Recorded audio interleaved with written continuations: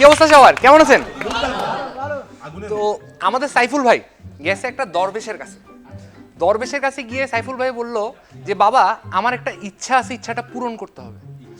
দরবেশ বলল আমি সবার ইচ্ছা পূরণ করি, কি ইচ্ছা তোর বল। সাইফুল ভাই বলল আমার 200 বছর বাঁচার ইচ্ছা। দরবেশ তখন বলল আচ্ছা তাহলে তুই বিয়ে করে ফেল। সাইফুল ভাই বলল বিয়ে করলে কি আমি 200 বছর বাঁচতে পারবো? দরবেশ ভাই বলল না, কিন্তু ইচ্ছাটা মরে যাবে। তো সাইফুল ভাই বিয়ে করে ফেললো। কিছুদিন গেল, কিছুদিন যাওয়ার পর আমি সাইফুল ভাইকে গিয়ে দেখলাম যে উনি মন খারাপ করে বসে আছে। আমি সাইফুল ভাইয়ের কাছে গিয়ে বললাম সাইফুল ভাই আপনি মন খারাপ করে বসে আছেন কেন?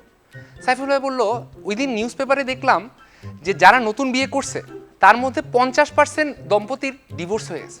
আমি বললাম বাকি 50% তো বিয়ে টিকে গেছে। সাইফুল ভাই বললো এই জন্যই তো মন খারাপ করে বসে আছি। যাই হোক, তো সেদিন সাইফুল ভাইয়ের সাথে দেখা হয়েছে ব্যাংকে। ভাবি সহ দুইজনই ব্যাংকে গেছে।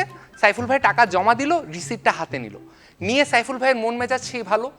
ভাবিকে জড়াই ধরে বলল তোমাকে আমি হানিমুনে নিয়ে যাব। ভাবি বলল হানিমুনে কোথায় যাবা? বলল থাইল্যান্ড যাব। এটা শুনে ভাবি হাসতে হাসতে মাটিতে গড়াগড়ি খাওয়া শুরু করছে। ব্যাংকের সবাই ভাবির দিকে তাকায় আছে। সাইফুল ভাই বললো কিরে তুমি এভাবে হাসতেছো কেন? ভাবি তখন সাইফুল ভাইয়ের দিকে তাকায় বললো যে তোমার কাছে কত টাকা আছে তুমি থাইল্যান্ড যাবা? সাইফুল ভাই বললো আমার থেকে অনেক টাকা আছে। তো তখন বললো কয় টাকা? সাইফুল ভাই বললো 1,22,570 টাকা। তখন ভাবি বললো যে এই টাকা দিয়ে থাইল্যান্ড না গিয়ে চোখের ডাক্তার দেখাও, দশমিকটা কোথায় এটা তুমি বুঝতে পারবা তখন। তো একদিন সাইফুল ভাই বাসায় বসে চা খাচ্ছে, বাসায় মেহমান আসবে। ভাবি দেখি সেই মন মেজাজ সেই ভালো। সাইফুল ভাই ভাবিকে ডেকে বললো তোমার এত মন মেজাজ ভালো কেন? ভাবি বললো আজকে সকালবেলা আমি গেছি গলির মুখের মিষ্টির দোকানে, বাসায় মেহমান আসবে, মেহমানদের জন্য মিষ্টি আনতে। দোকানদার আমার কথা শুনে খুশি হয়ে 1000 টাকার মিষ্টি 100 টাকায় দিয়ে দিছে। সাইফুল ভাই বলল ওই দোকানে তো সকালবেলা ভোক্তা অধিকারের লোকরা এসে 10,000 টাকা ফাইন করছে বাসি মিষ্টি ফেলে দিতে।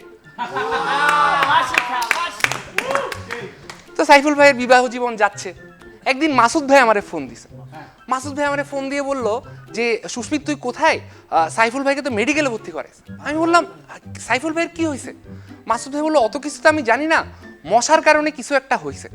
আমি বললাম আরে ডেঙ্গু তো ভয়াবহ রোগ। আমরা দুইজনই তাড়াতাড়ি করে হসপিটাল চলে গেছি। গিয়ে দেখি সাইফুল ভাইয়ের পুরো মুখ ব্যান্ডেজ করা। আমি সাইফুল ভাইকে বললাম ভাই মশা আপনার মুখে কি করছে? সাইফুল ভাই আমার দিকে তাকায় বলল মুখে তো শুধু বসছিল, বউ আমার ডান্ডা দিয়ে মারতে চাইছে।